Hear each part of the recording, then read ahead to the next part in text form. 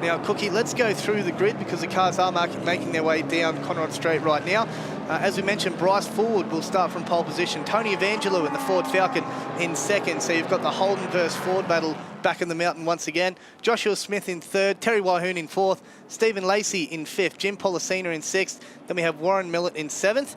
Then we have Rick Newman in eighth, Chris Tunner in ninth, Martin Miller rounding out the top 10, Paul Boschett in 11th, Ian McAllister in 12th, Ashley Bright in 13th. Then we have Stephen Coe, Stuart Inwood, Stephen Burridge, Hamish Hardman, Bruce Henley, Stephen Thompson, Rod Seven, Glenn Melling, Edward Kramer. Then we have Stenter, Gritch Cumbo, Lloyd, Jobs, Thomas, Savage, Kent, Manson, McBrien, Miller, Begg, Henley, McDougall, Burns, Hadow, Mayfield, Smith, Begg, Truen, Varanus, Harricks, Bethune, Anthony, Douglas, Woodcroft, Spiteri, Haynes and Hay, and Richard Gresham and George Michelle making the massive 52-car field. And let's see how they go as they come round Maguire's Murray's Corner on underneath the Liquimoli Bridge and start race number 3 for the Riverwalk Constructions Combined Sedans. It is Bryce Forward and Tony Evangelou on the front row. And it is no surprises job. Bryce Forward, who gets the lead going through Virgin Australia Corner.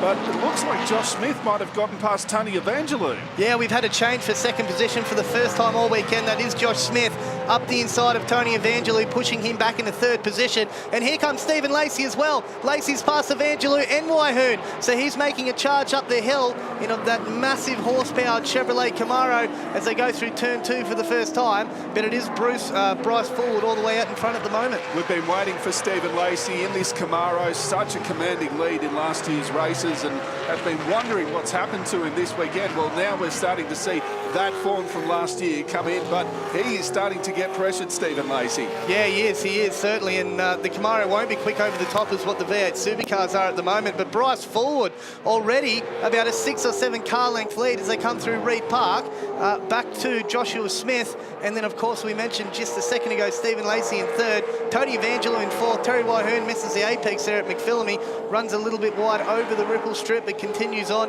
and then we have a great battle back in the field between the car of Chris Tunner in the Corvette, and I think that's Paul Boschett in the other Corvette as well. So those two guys nose to tail, and I'm pretty sure they're the first chassis cars.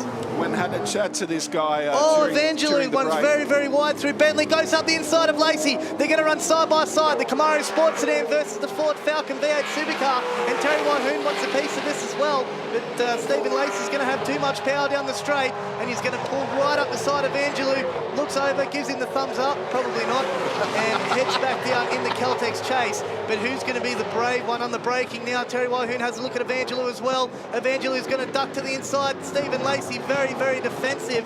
And Tony Evangelou will not be able to get past Lacey there again, but a massive move down in the Bentley Forest Elbow. Now, another thing we need to look out for is Stuart Inwood, the local bloke. He said he was very confident to be making into the top 10 in race 2, but unfortunately, because of the yellow flag... Oh, Lacey runs wide at Mark Murray's Maguire Corner and picks up the dirt. He loses 2 positions. A little bit too much pressure there on Lacey, and he breaks a little bit late, misses the apex, runs wide, and that allows Tony Evangelou to run back up in the 3rd position, and Terry Wahoon 1 step off the podium for the first time this weekend. Bryce Forward with a 1.4 second gap over Joshua Smith. Great start from Joshua Smith. Tony Evangelou, who got shuffled back into 3rd and has and is now going to be battling with Terry Wahoon and Stephen Lacey. I think these are the 3 cars that are going to put on the race this afternoon. Yeah, definitely. Well, this is how it works. Stephen Lacey's got the power in a straight line, but the supercars are better on the brakes and over the top of the mountain. So I think over a course of a lap, that's going to even out quite nicely.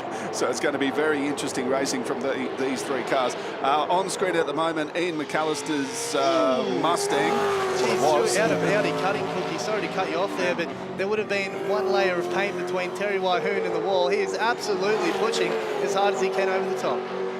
Now on screen at the moment, so Bryce Forward and then Joshua Smith. I believe that's Joshua Smith. And then here's the battle with Tony Evangelou, Terry Wahoon and Stephen Lacey. All three drivers, seasoned campaigners across multiple cars, aren't they? Yeah, exactly. I mean, Terry Wahoon, probably one of the most experienced drivers in the field, and probably here all this weekend as we have one of the BMW E36s with an issue. I didn't even get a number there. No, but the thumbs are up, the gloves are off, so he's all right. Okay. So Bryce forward, 1.4 second gap from Josh Smith, and then we've got the gaggle of cars, Tony Evangelou, Terry Wyhoon and Stephen Lacey. Stephen Lacey's dropped off this battle just a little bit, Tez. Yeah, he may have an issue. Maybe something may have been a steering arm or something when he went wide at Murray's corner, and that car may not be handling the best it could be because he did lose all the time over the top. Tony Evangelou, though, very, very defensive down at Celtic's Chase. I think he thought Terry Wyhoon was a little bit closer to him than what he was. Wyhoon's going to have a bit of a crack at him here at Murray's corner. Evangelou goes on the defensive. Terry Wyhoon doesn't decide to go up the inside. Instead, he takes his normal apex and gets a great run out of the corner. Here they go, side by side along Liquimolly Straight. They're going to go in the Virgin Australia corner side by side. It's the BF Falcon versus the FG, and it's Wyhoon up the inside, but Evangelou won't give him any room at all. He muscles him out to the outside, but Terry Wyhoon, great move from the experienced driver, and now he gets up into third position. He got a great run out of Murray's corner heading up the Liquimolly pit straight, but let's see what happens as they head up to Griffin's Bend. Is Terry Wyhoon going to be defensive? No, sticks to the racing line. Tony Evangelou just sticking in behind. A little bit wide over the ripper strip, but a lot of cars tend to use that all of that ripper strip. Yeah, they do. It's where you want to be, really. You want to use all the road there so you can get on the throttle as early as you can and get a run up to the cutting, because it's a very, very important part of the circuit. Oh, Terry Wyhoon with a bit of a slide there through the right-hander after Audi cutting. These two aren't using, they're not letting anything down, are they? They're absolutely flat out, these two at the moment, but Bryce forward still out in the lead by a good 3 seconds over Joshua Smith. But Wyhoon and Evangelou at the moment using all the roads, sideways, ripple strips, wheels in the air, 110% driving at the moment. And oh no, there's Woody, in the 1975 Peter Brock replica Tirana. Beautifully turned out, that car. Yeah, although it's fire. Yeah, it's getting the paint job's getting a little bit blackened at the moment. Yeah, so that would just be a little bit of overfuel. I'm guessing the car's off and still pumping fuel through the system where it's coming out the exhaust, and that's where the fire is. So hopefully that fire extinguishes itself, which it doesn't. Oh no, he started the car back up, spins the wheels, and that's down at Virgin Australia corner, turn 1. So back onto the circuit. Woody Woodcroft. Very quickly, the BMW that we saw before was actually the BMW of Peter Burns, and we've got a replay going on. Yeah, here's what happened to Stephen Lacey. Right out into the weeds, lost a lot of pace, trying to keep that car on the road. So that's what's happened to Michael Woodcroft. He's just lost it on the brakes, gone sideways. The car's dug in on the inside of the grass, on the inside of the ripple strip there at turn 1. And I'll tell you what, Woody comes from a bit of an interesting background. He actually raced in the Australian Superbike Championship and has ridden at the Isle of Man. So he loves his cars and his bikes. He's a little bit of a loose nut. He's here having a great time at Bathurst. Ian McAllister from Young, a car dealer in that beautifully turned out Mustang. How nice is that car? Yeah, it is a fantastic looking vehicle, and if you have time, you should go down there and have a look. But have a look at this, Ashley Bright up the inside in the XV8 Supercar, but he runs wide. He's going to go through the grass, and that's going to allow McAllister to get back past him, and Stephen Coe as well. So that's the actual car that Aaron Russell ran. The Go-Karts Go-Kart when he first started driving the development series, but it's not a V8 Supercar anymore. It's still got the same V8 Supercar chassis, but he actually bought the car as a shell, and he's put an LS1 and a 6-speed sequential gearbox in it, so it's a little bit different to a V8 Supercar. I know exactly what you're talking about, Tez. You know you don't. No. At least you try, though. I'm trying. I am trying. Bryce Forward has done a 210. He has. Around Mount Panorama. That is fast. That is a 210.38. And when I went and spoke to the team during the break, I said, so does he want to go fast? I'm like, yeah, a little bit. That was the response. Yeah, a little bit. Good battle here, cookie between Warren Millett and Rick Newman. And that thing of Rick Newman's has actually got a NASCAR motor in it. It's a very, very cool machine. Sounds fantastic. And that was actually ran at the Time Attack. Well, Time Attack, oh, he's gone straight ahead.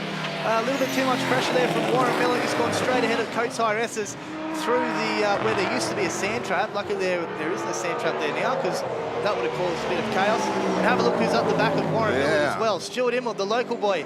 If you're a local here and you love your local drivers, then make sure you cheer Stuart Imwood on, because he's going to need as much support as he can get these next 6 or 7 rounds. Yeah, proudly supported by local business Rise Against Smash Repairs as well. So Stuart Inwood, he, as I explained before, he was hoping to get up into the top 10 in race 2, but unfortunately the yellow flags and the end to that race, yeah, that didn't happen. But he was confident that he was going to have the speed to make it into the top 10, and he's currently running around in 9th at the moment. So it'll be interesting to see if he can get past Warren Millett, Rick Newman, and maybe even Jim Policino. Yeah, well, let's not forget that Stewart did start from the front row of the grid in qualifying for race 1, didn't he? But, yeah. Excuse me, but had issues and had to retire from the race. So that's why his weekend's been marred. Here we go now. Warren Millett has to run on Rick Newman as they make their way up the front straight. If you've ever wanted to know how a NASCAR will go against a V8 supercar, then this will give you a bit of an idea, as the Falcon does run a NASCAR motor. And of course, I think Stuart Inwood, he's got we mentioned this before, Richard Childress racing engine. Yeah, that's exactly right. One of the Trans Am cars that they originally used in the States.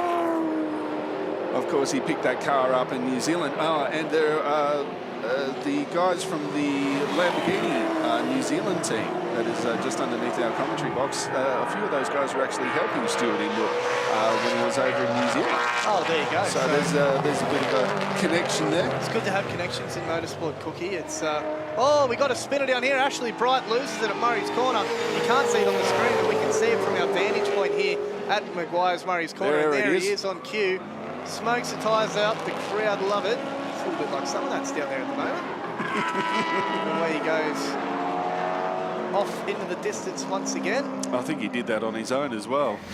Possibly. Let's find out. He did. Lock the rears on the entry, and that's all it takes. Not the first, and definitely won't be the last. No.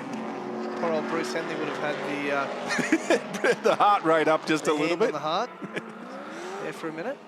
But nice little flick there. I reckon yeah. he's done that in his backyard a few times. I'd say so. Definitely. Depends on how big the backyard is. Bryce Forward in front. We're not hearing a lot from Bryce Forward because, well, he's way out in front. But the battle is actually on between Stephen Lacey, Jim Policino, and Tony Evangelou. Stephen Lacey has actually gotten past Tony Evangelou on this lap. Sorry, Cookie, as we're watching Ashley Bright spin, Stephen Lacey's made the move past the Falcon somewhere, and I'm guessing it would have been down our Conrod Straight. Yeah, well, of course, Stephen Lacey, I think, was one of only 1 or 2 cars in the support categories last year to go exceed 300 kilometres per hour down Conrod Straight. So this thing has got some amazing straight line speed. Yeah, it definitely does. And we're going to see it right now because guess who's about to go on the outside of Terry Wyhoon in the Chevrolet Camaro? No, he doesn't. He pulls out because we had a Mini there. Lachlan O'Brien. And there's a Tirana there as well, and there's a Commodore a little bit further up. So he's going to have to tuck in behind Terry Wyhoon for the moment as they head up into Griffin's Bend, heading towards, the Audi cutting, the 83 car. I hope he saw him. That's Michael Miller. Yeah, Michael Miller there just getting lapped. He's currently down in 27th position, but Terry Wyhoon went to go left, Stephen Lacey went to go right, and in the end they both went left. Yeah, which is probably not something you want to see when you're going a good 10, 15, 20 kilometres per hour faster than the guy in front of you. No, that's exactly right. So Tony Evangelou's dropped off a little bit here. I'm not too sure why, but we'll have to keep an eye on that, whether he has a developing issue or not. Just saw the car of Charlie Jobs, on the inside of Reed Park as well. So he's obviously had issues and can't get that car going again. And here we go in the more lap traffic. So Terry Wyhoon gets a little bit held up by Carl Begg in the BMW, but Carl does a great job in that, getting out of the way. He actually competed in the Bathurst 12-hour a couple of years ago with Anthony Gilbertson and Jason Clements in a BMW, you know, the M3 GTR. The really cool white. Oh, yes, yeah, that one. Is that what this is? Oh, that's very tight. Through the spares box dip up. Big move from Josh Smith, and I think that was on Vince Stenter in the Nissan Skyline R32 GTR. Vince is another driver who's competed in the Bathurst 12-hour before as well. Bryce Forward has actually eased off the throttle a little bit. He was doing 210s as a fast lap. He's now back to 213s and 214s. He's got an 8.8 second gap. Joshua Smith has come round in second. It's now 11.6 seconds. And Terry Wyhoon another 3.2 seconds back. And, of course, Stephen Lacey right on the rear end of Terry Wyhoon. As we go down a little bit further, Tony Evangelou is down in 5th place.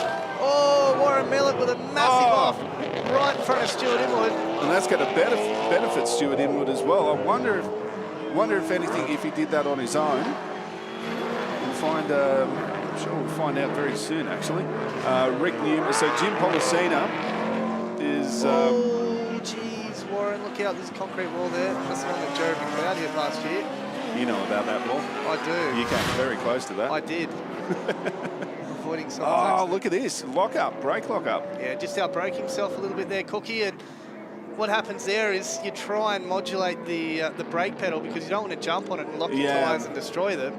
And of course, advanced supercars don't have ABS, so you have to do a manual type style of ABS by modulating the brake pedal and trying to pull the car up as quick as you can. And he's done a good job, but when he hit the grass, that's when she all went pear-shaped. Would they be running slicks or radial tyres? Slicks. Yeah, definitely 100% slicks. So these will be the same tyres that they run in the advanced supercar series. Probably older tyres. There'll be some guys with brand new tyres, some guys with older tyres. Just depending on budgets and things like that, Cookie.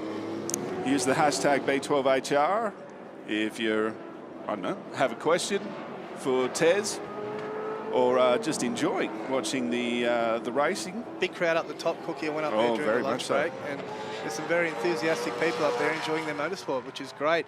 Oh, look at these clouds that are starting to roll into Mount Panorama. And the weatherman picked it. He said that we would possibly see some rain early evening. But whether early evening will be around the top 10 shootouts, another question. Well, early evening, I would say early evening would be around 5:30, 6 o'clock, and the top 10 shootout is actually going to be a lot earlier than that. So, bit of cloud cover maybe might even produce slightly faster times in their top 10 shootout. We don't know. On Twitter, Alex has said currently 3:26 a.m. and I'm keeping myself awake to watch the top 10 shootout. Need to be prepared for tomorrow night and the 12 hours. He's going hard. So replay of Rick Newman over the top of the mountain. Oh, that's a late decision to go left. So through the Coates Hire S's, Rick Newman has outbroken himself over the skyline and right at the last minute has decided to turn left instead of negotiating the corner and has gotten four wheels airborne over that ripple strip and landed on the newly paved surface, or newly paved probably in the last 6-7 years, where there used to be a sand trap there. So that's the second time Rick's done that this weekend and in this race, so lucky to get away with that. It certainly makes life a lot easier that that area is paved and no longer a sand trap, because the amount of muck that would get thrown out across the Coates S's before was just terrible, wasn't it? It certainly was. Look at Bryce Forward. He is so smooth in that car at the moment. He's not putting a foot wrong. You under brakes, he's nice and smooth. You don't see the car wiggling around at all. And out of the corner as well. Nice and slow with the throttle pickup.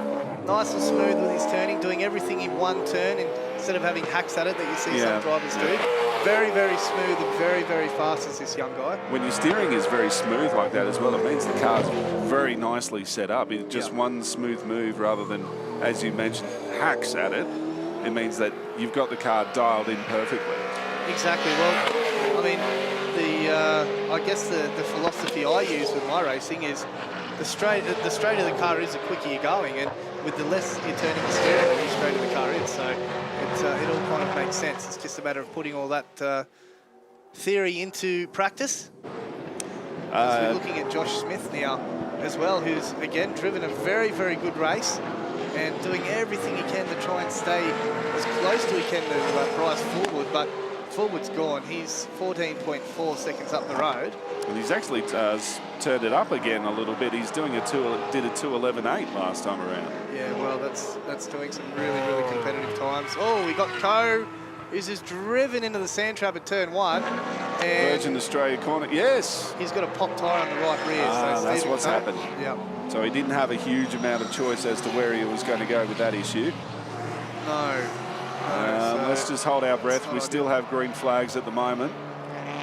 We did have 2 laps to go in this race, and we still do at this stage. I wonder if it'll just be localised yellows there, or if we're going to see the safety car. With 2 to go, I would dare say that they'll probably just put some yellows out, and the crew, well, the team, the drivers then will slow down and take care of that, hopefully. Fingers crossed. Well, according to our monitors, we've still got green flag conditions out there, so hopefully we'll see the full 10 laps. McAllister nearly touching up the side of that VE Commodore. They're currently coming through McPhilby Park at the moment. Go for another replay. Let's see what happened. Yeah, just do you think the tyre would have let go under braking going into Virgin Australia corner? I reckon that he's lost it. Yeah. And then as he's spun around, he's hit that ripple strip and it's taken the tyre off. That's what I think would have happened. But Cookie, I've been wrong before. As have I. So here we I. go. Here's another replay. And we just missed the start of that. Just catch the tail end of it. But, yeah, so unfortunately, he's I just think he driven tried into the sand to. trap. I think he tried to flick spin it or do that, but it didn't quite pan out the way that they wanted it to. No, it didn't. Probably because that tyre was off the bead and off the rim. The diff probably didn't want to play games there and went in the single spinner mode. Very quickly on Twitter, I think it's Josh Balicki says, "What am I watching right now?" Rick Newman. You're watching Rick Newman punch out a lot of fumes from underneath that car. But this is the combined sedans at Mount Panorama. I hope you're enjoying it, Josh. Yep, the Riverwall Constructions combined sedans, and you can see the oil pouring out of the back. That's not good. And that's very smart from Rick Newman, the 6-litre NASCAR built Ford Falcon AU. Oh, well done, Rick. Seriously, that's some good parking. Driving. That's some good parking right there. Yeah, especially with his hands device on, his helmet. Because you can't see much out of the rear of these cars, can you? No, not at all. It is quite difficult at times. And especially with the hands device on too, Cookie, it really limits where you can look from side to side. But Bryce Forward had a great race. Final lap for Bryce Forward. So this car is about to lap as well, Cookie. I probably should mention that very, very quickly. That's car number 321, Graeme Hadow.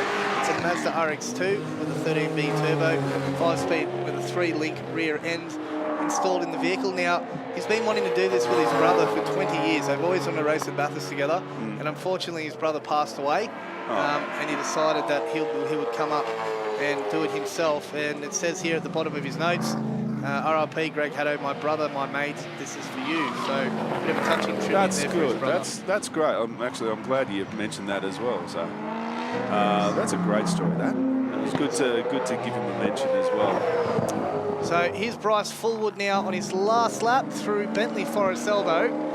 And he's backed from off. Start to finish, every session, he won. Oh no, absolute domination this weekend at Bryce Forward of the Riverwall Constructions combined sedans. He's backed off big time, a 2:19 last time around. And for this lap, I think he's going even slower as well. But what a great run, what a great drive from Bryce Forward. Such a dominant drive. Remembering he's only 18 years of age as well. This is our future in motorsport, ladies and gentlemen. This could be our next Jamie Whincup, our next Mark Winterbottom, with only time will tell. But this is great experience for him. 3 wins in the bag at Bathurst, at Mount Panorama, at the Liquid Molly Bathurst 12-hour. The Riverwall Constructions combined sedans, and that's Bryce Forward across the line with the checkered flag. Well done, Bryce Forward. And this is where we play the waiting game, because we got 15 seconds back to second place, and that's going to be Joshua Smith. A little bit of damage on the front of Smith's car at the moment. Yeah, wow. Terry Wahoon's caught right up to the back of him as well. Has. So he's made contact with someone or something there in that last lap. But well done to Smith too. He's driven a great race to finish in second. So that is the top 3. Bryce Forward, Joshua Smith, Terry Wahoon, Tony Evangelou has just come across the line, and we are anticipating Stephen Lacey, who is the category manager with his wife, of course, of the combined sedans. He's just crossed the line in 5th. And then it's going to be Jim Policina and Stuart Inwood. Good recovery from Stuart Inwood, considering he started from had that drama in race 1 with the, what was it, the master battery.